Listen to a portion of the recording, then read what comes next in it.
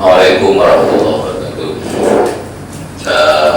Yang saya hormati pimpinan, teman-teman anggota Dewan, saya hormati Bapak Kadis Tenaga Kerja dan Pak Kabid. Dan kita kemarin Komisi 4 melakukan peninjauan ke pabrik PT Tanjung Odi. Di situ pabrik masih melakukan aktivitas. Nah, ketika kita tanya kemarin, kita melakukan konsultasi dengan pihak pabrik sendiri menjelaskan bahwa mereka berpegang pada Surat Edaran Kemenprin nomor 4 tahun 2020. Pada prinsipnya ketika wabah seperti ini, perusahaan yang tidak melindungi keselamatan pekerjanya ini sudah melanggar undang-undang, termasuk undang-undang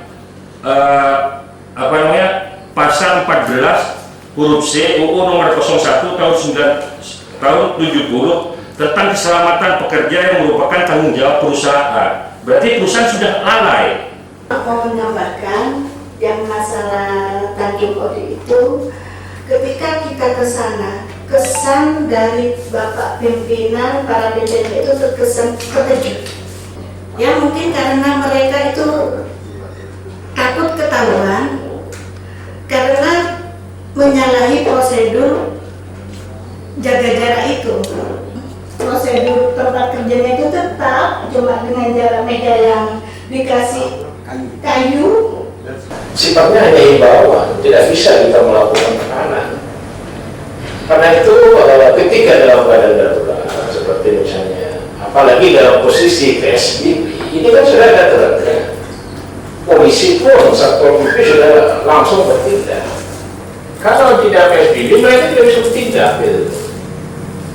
Ketika PSBB dilakukan, maka polisi dan lain sebagainya itu punya hak.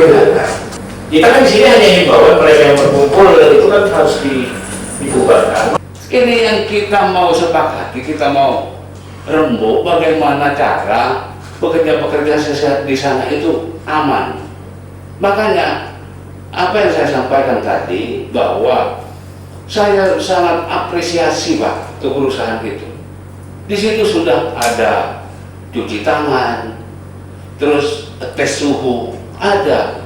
Itu, tapi di sisi lain terkait masalah bekerja, yang saya tahu kemarin saya dengar dari Dinkes, dari Kadis Kesehatan bahwa menularnya penyakit ini dari percikan dan sentuhan dari tempat kerja saja, ya, dari tempat kerja saja.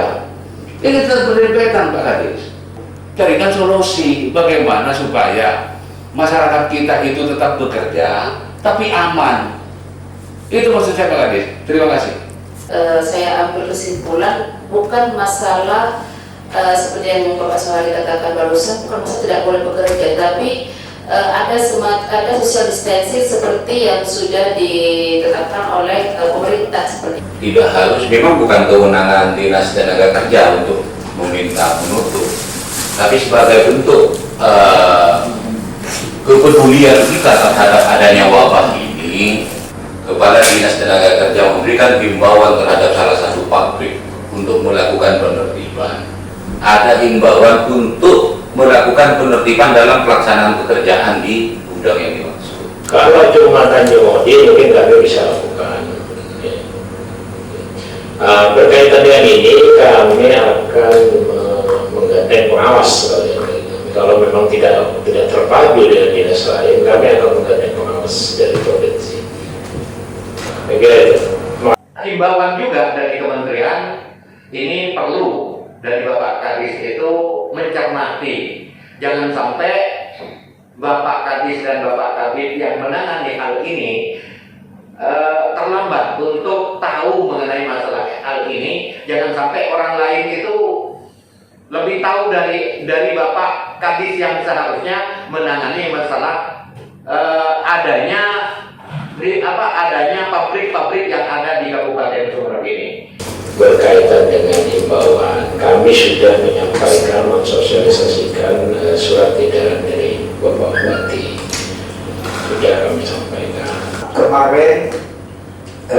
kami ke kantor dinas Disnaker, ternyata di sana banyak pelanggaran juga di dalam. Yang pertama, bebas pengunjung ini adalah masuk ke ruangan tanpa pakai masker, apalagi dengan jarak. Ini yang langsung kami peringatkan, dan bahkan insya Allah dengan petugas, Bu, tolong kalau tidak pakai masker, tolong dilarang, tidak boleh masuk, atau dinas menyediakan masker. Pertanyaannya sekarang, apa langkah dari Disnaker sebagai pemerintah Kabupaten Sumeneb yang membidangi di bagian tenaga kerja termasuk TKI untuk bisa mengantisipasi tenaga kerja yang dari Malaysia, yang dari luar negeri? Untuk TKI ini sudah ada protokolnya dari provinsi, kami juga ditembuskan. Sedangkan protokol dari provinsi sudah sesuai dengan aturan dari pusat, yaitu dilakukan pemeriksaan segala macam, terus apabila mereka tidak terjadi gejala-gejala, mereka bisa meneruskan. Tetapi kalau terjadi, mereka tetap di karantina sesuai dengan aturan. Disampaikan Pak Kabak, seandainya komisi mengeluarkan surat rekomendasi pemberhentian sementara, itu perlu penjelasan dari Kabak Hukum.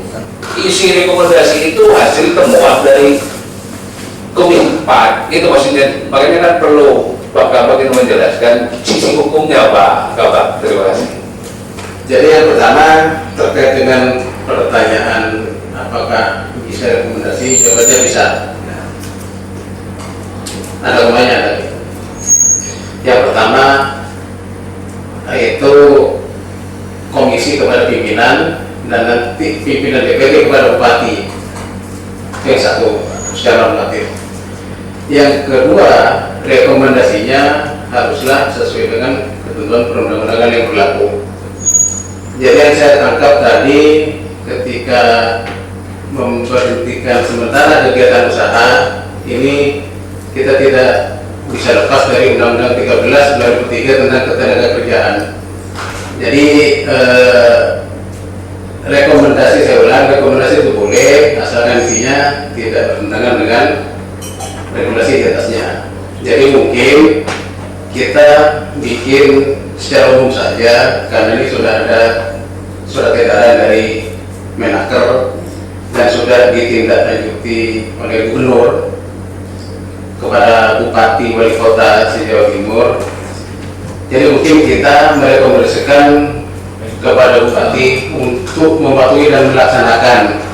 Jadi mungkin itu untuk memperhatikan surat edaran dan melaksanakan surat edaran dari Menaker dan Gubernur terkait dengan kegiatan usaha dalam masa pandemi COVID-19. Saya kira demikian. Terima kasih.